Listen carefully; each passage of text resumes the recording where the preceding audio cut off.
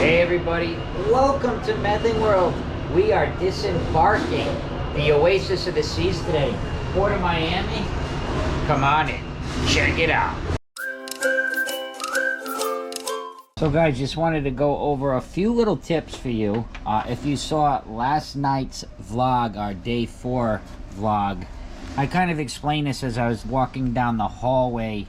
You would have seen a bunch of luggages out in the hallway. So what happens is you have an option to have luggage service pick up your luggage the night before outside of your room door.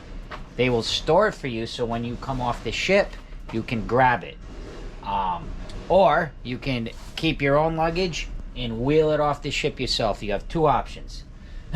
Whichever one you choose, it's your personal opinion. We personally just bring our own luggage off the ship. We usually have one big suitcase, one carry-on, and a backpack. Seems to be, whether it's a 7-night cruise, a 3-night cruise, or a 4-night cruise, that's kind of always the amount of luggage we bring. And for us, it's convenient to do it that way. Now, sometimes you have a large group, you have kids, you know, whatever the situation is, and you want to put your luggage outside, they will come and get it. If you choose to do that, you have a time that is assigned to you according to your luggage tag. You can kind of see there, guys.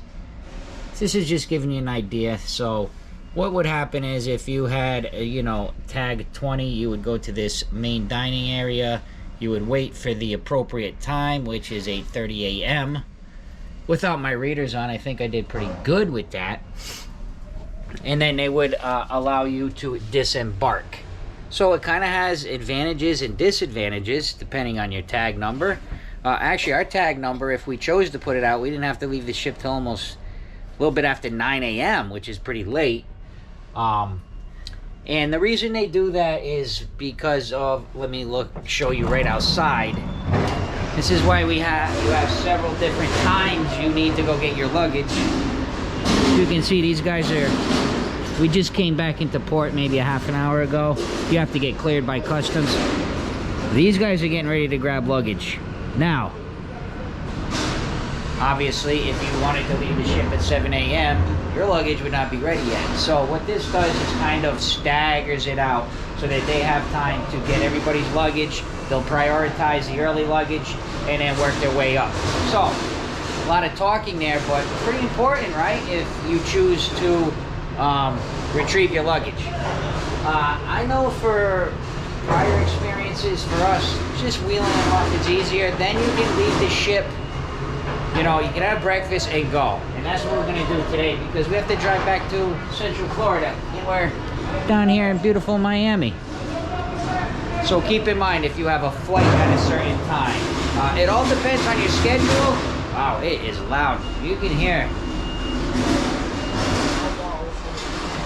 So, yeah, Roberta said no more ocean view. Cargo view now. A little bit of ocean back there, but like I said, if you're flying, if you're, you know, driving, it's really just a personal option. If you don't feel like carrying your luggage, go for it. Allow the luggage service to take care of it. But anyway, I wanted to give you that important information. Anyway, here at Port of Miami, that's how they do it. So, it's time to go find breakfast. I think this morning we're going to have breakfast at Park Cafe, which is located down in the Central Park Deck 8 area. It's one of the neighborhoods here on the Oasis of the Seas.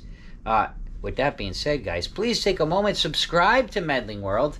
We appreciate your support for our channel. We'll see you down there at breakfast, and we'll show you how we disembark this ship. Guys are down here in Central Park. Oh, it's nice and cool this morning too. To give you a look, you can see people hanging out. Here comes an announcement. I'll be right back. So they had a little announcement that it's just like 7 a.m. and usually at this point you can start getting off the ship, but they said there's a delay with customs clearing the terminal. So these things can happen when you're cruising. Keep in mind also, if you're flying in for a cruise, we're lucky we live in Florida. We can drive pretty much to every you know, cruise port, which makes it very easy if you can drive.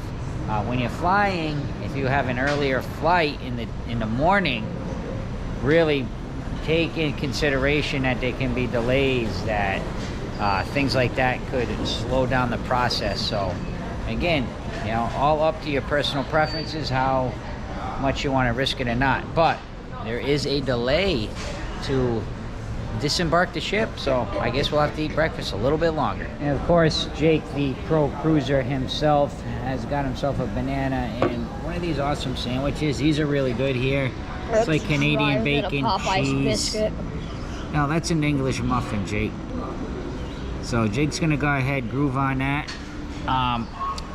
During the ship tour that I'm gonna release, I actually ended up being able to do kind of a walkthrough in here, so you'll be able to really check out the ship tour. That should be out soon, because this will be the last vlog of the cruise, day 1, day 2, day 3, day 4s, and then that ship tour will be out. But I do highlight Park Cafe, and I just so happen to be doing the cruise tour during breakfast, so I walked through and I showed all the items you could get for breakfast. So that being said, we're just gonna enjoy our breakfast. Roberta, good news. Yes. The drink package works on disembarking day. So yeah, we got some espressos and some specialty coffee drinks. So we were wondering that this morning, can we get a specialty drink before we leave? So yes, if you do have the beverage package, it will work on your last day when you are disembarking the ship. Breakfast was fine, was good. Everybody's happy.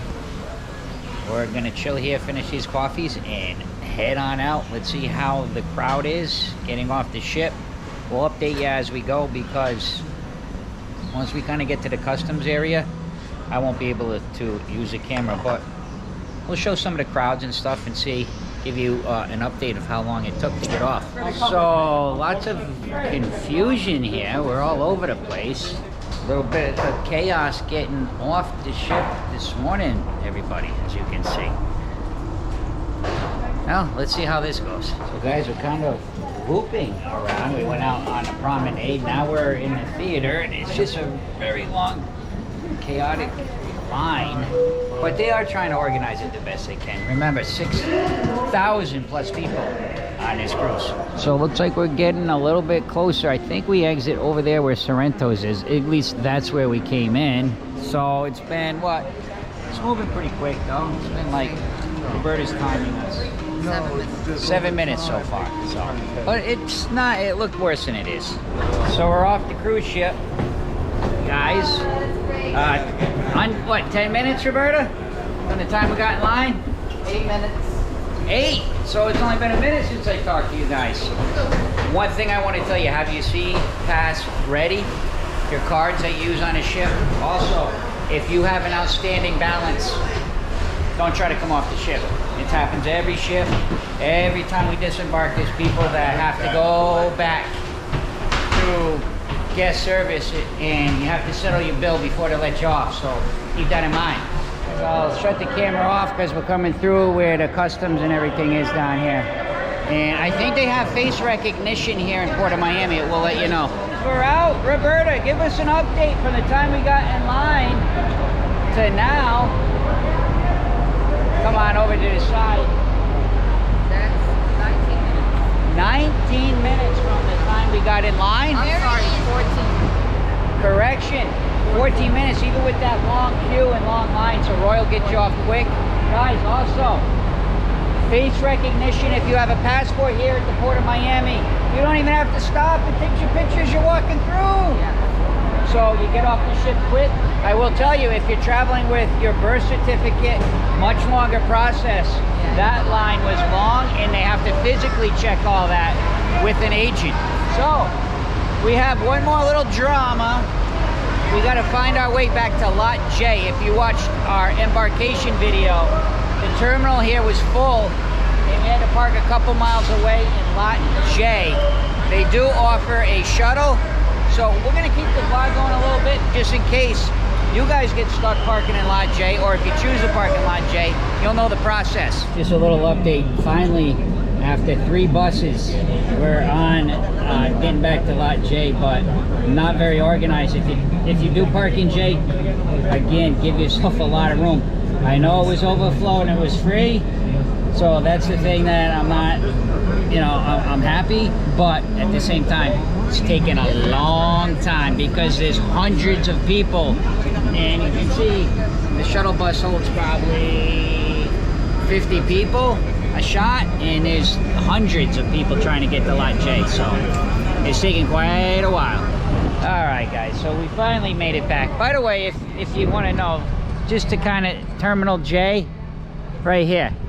So when you come in and you want to enter, you come around this way. It's kind of one way in, as you can see. So you come around the bend, and this is where you park. It's definitely an older parking area, but we finally made it back after waiting for 3 buses, and it was a trip inside, man. Everybody was just grabbing all their bags, throwing them all over the seats because we just wanted to get out of there. So guys, beware if you park at Lot J, but it is free, so I won't complain.